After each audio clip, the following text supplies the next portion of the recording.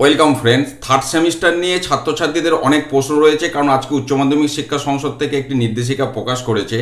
তো এই ভিডিওটা আমি ছাত্রছাত্রীদের জন্য তৈরি করছি এবং তোমাদেরকে বলবো একটু ভিডিওটা বন্ধুদের মাঝে শেয়ার করবে। তার কারণ ওএমআর শিটে পরীক্ষা বাইরের স্কুলে গিয়ে এই প্রথম তোমরা দেবে, সেখানে অনেক কিছু নিয়মকানুন, অনেক প্রশ্ন তোমাদের রয়েছে। আমি একটু একটু করে বিষয়টা শেয়ার করছি। সেটা হচ্ছে, প্রথম কথা, বেঞ্চে দুজন করে বসাবে, বাইরের স্কুলে পরীক্ষা হবে এবং এস প্যাটার্নে বসতে হবে।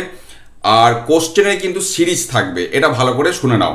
যে তোমরা যে এমসিকিউ যে প্রশ্ন পাবে, 11-এতে হয়তো স্কুলেতে প্রশ্ন হয়েছে, সেখানে হয়তো সিরিজ ছিল না, কিন্তু এক্ষেত্রে তোমাদের বিভিন্ন সেট থাকবে। বিভিন্ন সেট থাকা মানে হচ্ছে প্রশ্নগুলো একই থাকবে কিন্তু ঘুরিয়ে ফিরিয়ে থাকবে। অর্থাৎ কোনো সেটে যদি একের দাগ নম্বরে যে প্রশ্নটা থাকবে, অন্য সেটে সেটা হয়তো 5-এর দাগ নম্বরে থাকবে, আবার একটা অন্য সেটে সেটা 10-এর দাগ নম্বরে থাকবে, এরকম বিষয়টা হবে।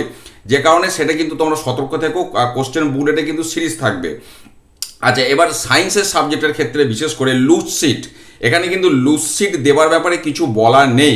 সেক্ষেত্রে আর তোমরা তো কোনো কাগজ নিয়ে ঢুকতে পারবে না, তো সেক্ষেত্রে লুজ সিট যদি দেয় ভালো, না হলে কিন্তু যে প্রশ্ন বুকলেটটা দেবে সেই প্রশ্নের মধ্যেই কিন্তু উত্তর করতে হবে। তার কারণ বিভিন্ন যে অল ইন্ডিয়া বেসিস বা এরপর তোমরা যে বিভিন্ন বড় পরীক্ষাগুলো দেবে, সেখানে কোশ্চেন বুকলেটের মধ্যেই কিন্তু উত্তর কষতে হয়, দিয়ে অ্যান্সার শিটে মানে ওএমআরএতে সেগুলিকে ফিল আপ করতে হবে। পাশাপাশি অনেকে ক্যালকুলেটর নিয়ে প্রশ্ন করছো। থিওরি পেপারের পরীক্ষার জন্য কিন্তু কোনো রকম ক্যালকুলেটর ব্যবহার করতে পারবে না, সেটা যে সাবজেক্টের ক্ষেত্রেই হোক না কেন। কিন্তু প্র্যাকটিক্যাল পরীক্ষার ক্ষেত্রে নর্মাল যে ক্যালকুলেটর, যার মধ্যে ত্রিকোণমিতি, এক্সপোনেনশিয়াল, লগ থাকবে, সেই রকম ক্যালকুলেটর ব্যবহার করা যাবে প্র্যাকটিক্যাল পরীক্ষার ক্ষেত্রে। আচ্ছা, এবারে অনেকে এটা জানতে চাইছে যে পরীক্ষাটা মেন যে সাবজেক্টের পরীক্ষাগুলো, সেটা হচ্ছে 10টা থেকে 11টা 15, মানে 1 ঘন্টা 15 মিনিটের পরীক্ষা, আর ভোকেশনালগুলো 45 মিনিটের। এবারে ওএমআরের উত্তর করার পাশাপাশি 5টি আইটেম ছাত্রছাত্রীদেরকে ফিল আপ করতে হবে। তার মধ্যে রেজিস্ট্রেশন নম্বর, সেটা অনেকগুলো সংখ্যার, রোল নাম্বার, এটাও অনেকগুলো সংখ্যা, রোল একটা, নাম্বার একটা, তারপর কোশ্চেন বুকলেট সিরিয়াল নম্বর, তারপরে সাবজেক্ট এবং সই করতে হবে।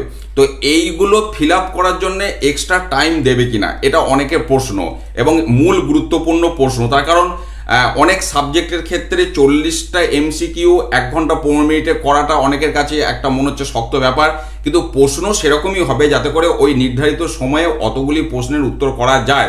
তার সাথে বলি, এখানে যে সিস্টেমটা যেটা লেখা আছে, সেখানে পরিষ্কার বলা আছে 10টার সময় ছাত্রছাত্রীদের হাতে ওএমআর এবং কোশ্চেন বুকলেট দেওয়া হবে, আর পরীক্ষা 11টা 15 পর্যন্ত। তাহলে ওএমআরটা কিন্তু আগে দেবার কথা বলা নেই।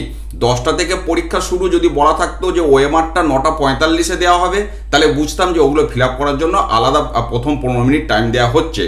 যেহেতু সেরকম কিছু বলা নেই, সেক্ষেত্রে যেমন নিট বা অনেক পরীক্ষা হয়, ওইগুলো যে ফিল আপ করতে হয় সেগুলো কিন্তু যে টোটাল যে টাইম তার মধ্যেই ফিল আপ করতে হয়। কাজে তোমাদেরকেও কিন্তু যে 1 ঘন্টা 15 মিনিট টাইম, তার মধ্যেই registration number, roll, question booklet, subject, signature সব করতে হবে।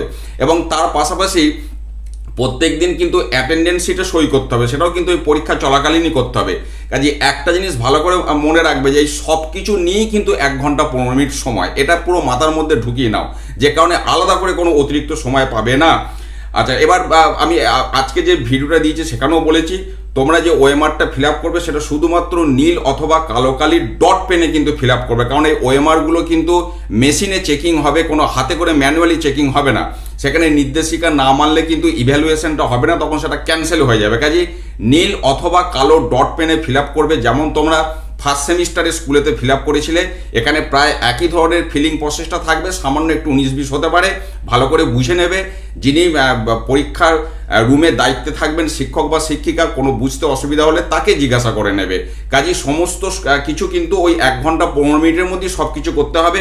ভোকেশনাল সাবজেক্টের ক্ষেত্রে 45 মিনিটের মধ্যেই সমস্ত ফিল আপগুলো করতে হবে।